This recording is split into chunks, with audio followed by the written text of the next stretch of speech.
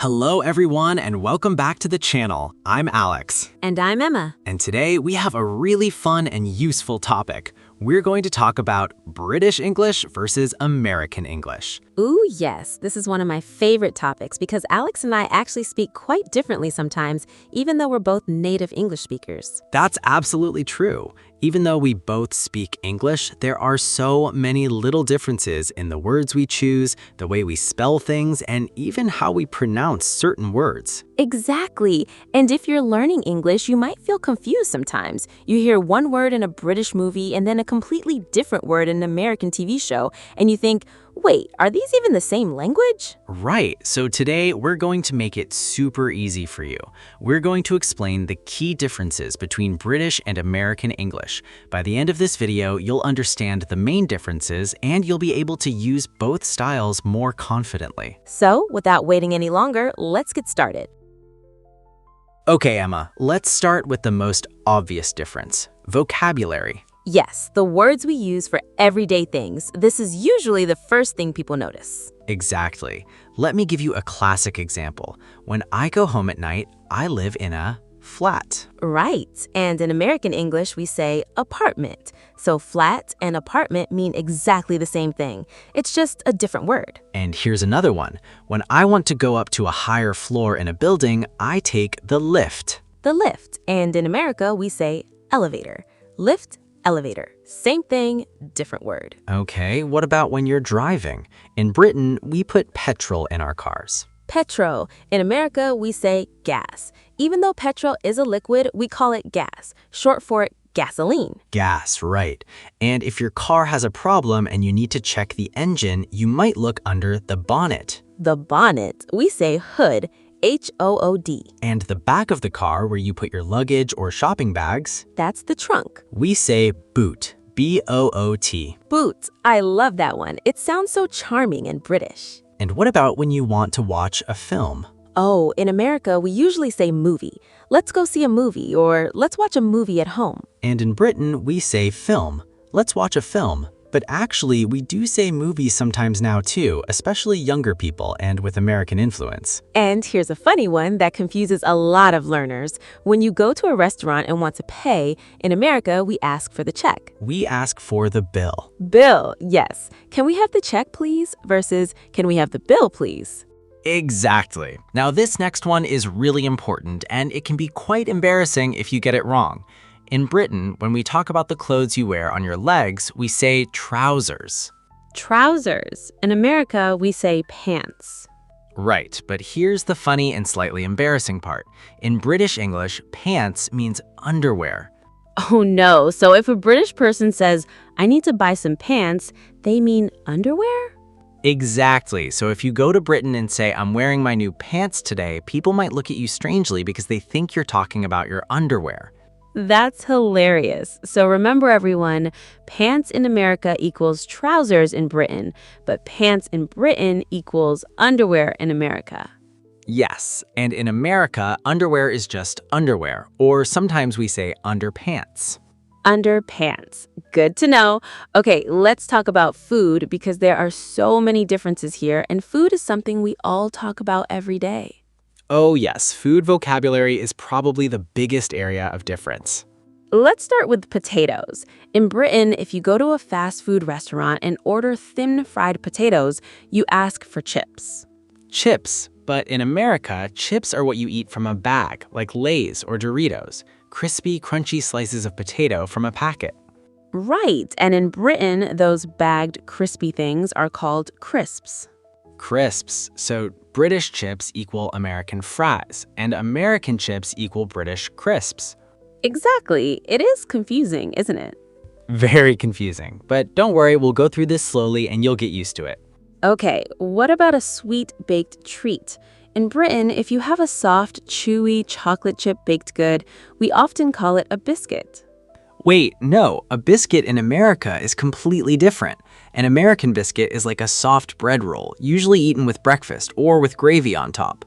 Oh, yes. In Britain, a biscuit is usually a sweet, crunchy cookie, like a digestive biscuit or a chocolate biscuit, though we do say cookie now for the soft American-style ones. And here's another food one, In America, we say eggplant. And in Britain, we say aubergine, aubergine. Aubergine, that's such a fancy, beautiful word. And zucchini? Zucchini. In Britain, that's courgette. Courgette. And arugula? Arugula, I think you say rocket. Yes, rocket. R-O-C-K-E-T. Rocket salad. Interesting. What about candy? In Britain, we say sweets. Sweets. In America, we say candy. I want some candy. And if you need medicine, you go to the chemist. Chemist. In America, we say pharmacy or drugstore. Drugstore, yes. And in Britain, we don't really say drugstore. We say pharmacy or chemist. Here's another everyday one. If you're standing with other people waiting for something, in America, we stand in line. And in Britain, we stand in a queue. Queue. Q-U-E-U-E. Queue. That's a funny looking word with all those vowels. It is, and it's pronounced just like the letter Q. And when you want to throw something away in America, it goes in the trash. In Britain, it goes in the rubbish or the bin. Rubbish. I actually love saying rubbish. It sounds much more polite than trash somehow. And if something is really good, in Britain, we might say it's brilliant. Brilliant. Americans say awesome or great. Yes, that's brilliant versus that's awesome. Okay, let's do clothes again. In America, we wear a sweater when it's cold. In Britain, we wear a jumper. Jumper and sneakers? Trainers. Trainers and a vest? A vest in Britain is what you wear under your shirt, like an undershirt. But the sleeveless thing you wear over a shirt for formal occasions, we call that a waistcoat. Waistcoat. In America, that's a vest. So vest means different things. And in America, you wear a bathing suit or swimsuit to go swimming. In Britain, we say swimming costume, or for men, swimming trunks.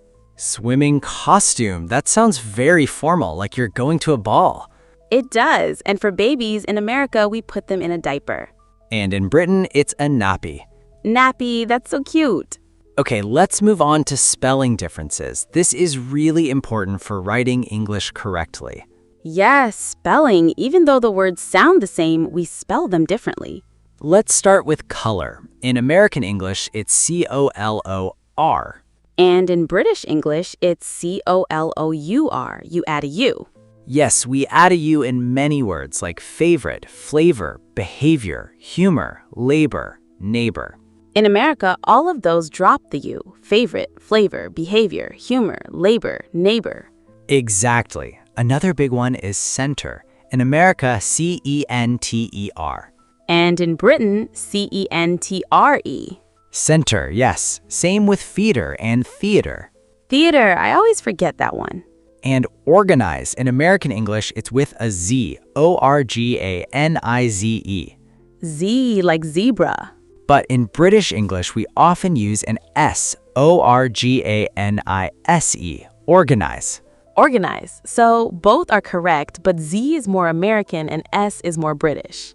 Right. And travels. In America, T-R-A-V-E-L-L-E-D, one L.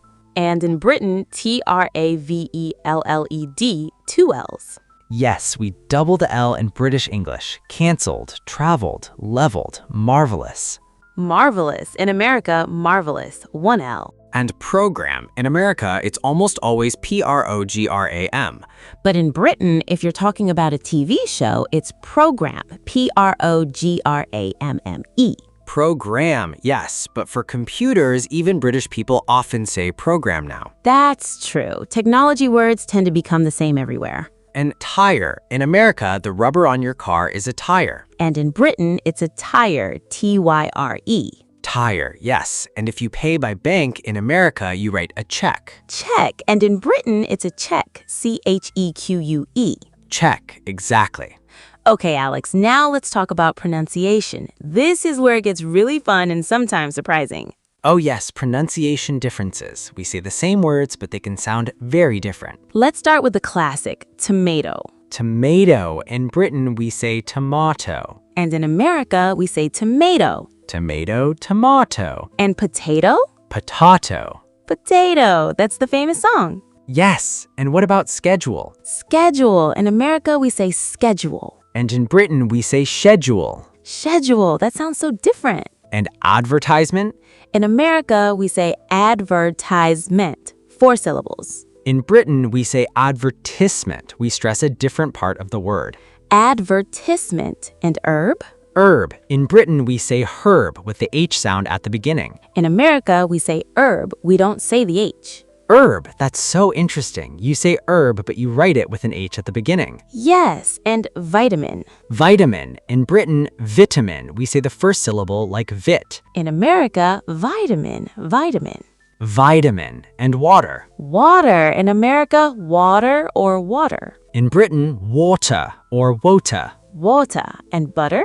Butter. Butter. It sounds like butter. And what about can't? Can't. In America, we say can't. The A sounds like the A in tet. And in Britain, we say can't, but it sounds more like can't in some accents. And dance? Dance. In Britain, it's dance. In America, dance, like the A in cat. Dance, yes. And class. Class. In America, class. In Britain, class. Class. And letter?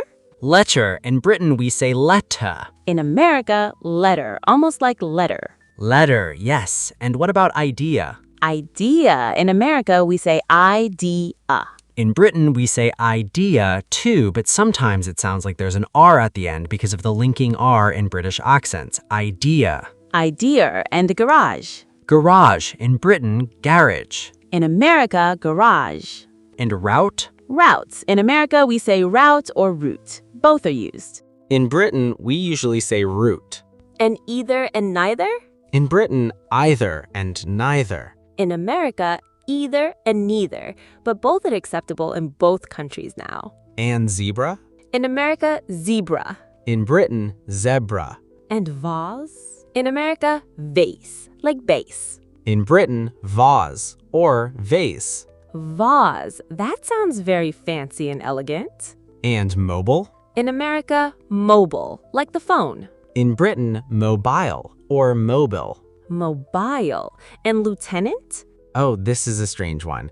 In Britain, we say lieutenant. Lieutenant, but it's spelled L-I-E-U.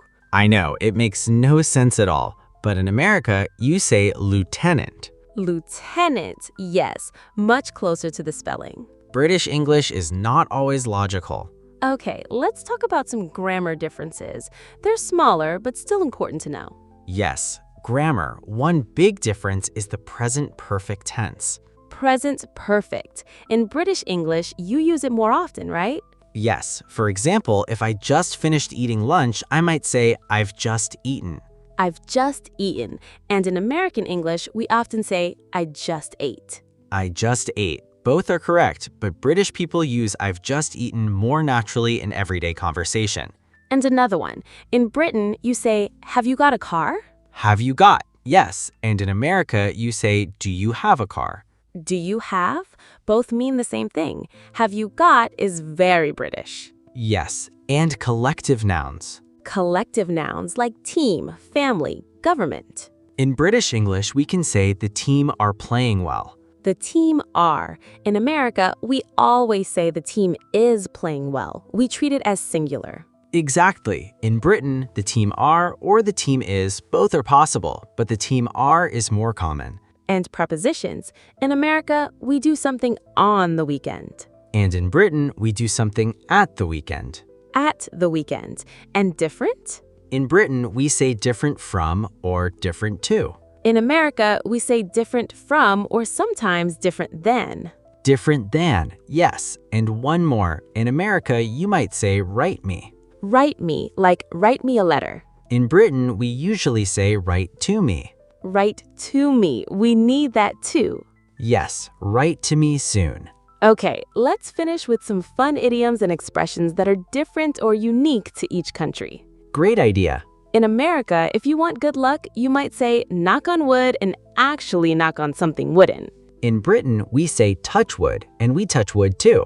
Touch wood, same idea, different words. And in Britain, if something is easy, we say it's a piece of cake. Americans say that too, piece of cake. Oh, good. What about not my cup of tea? Not my cup of tea. In America, we might say not my thing. Not my thing. And here's a very British one. Bob's your uncle.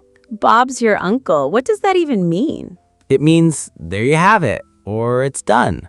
Like you put the bread in the toaster, press the button, and Bob's your uncle. Toast. That's hilarious. We don't say that in America at all. And in America, if you want to postpone something, you say, take a rain check. Take a rain check. In Britain, we understand it, but we might just say, let's do it another time. Let's do it another time, yes. And break a leg for good luck. Oh, we say that in Britain too, especially in theater. Great. And hit the sack means go to bed? Hit the sack, yes, or hit the hay. Hit the hay. We say that in America too. So some idioms are the same, some are different. Exactly. Okay, let's do a quick recap of everything we learned today. Yes, let's summarize so you can remember the key points. First, vocabulary. Remember apartment and flat, elevator and lift, gas and petrol, hood and bonnet, trunk and boot, movie and film, check and bill, pants and trousers, chips and fries, crisps and chips, cookie and biscuit, candy and sweets, line and queue, trash and rubbish, sweater and jumper, sneakers and trainers, diaper and nappy, pacifier and dummy, eggplant and aubergine, zucchini and courgette, arugula and rocket, pharmacy and chemist. That's a lot of words, but don't worry, you don't need to memorize everything today. Just pick a few that you like and start using them in your own English. Second, spelling. Remember the U in British English, color, favorite, flavor.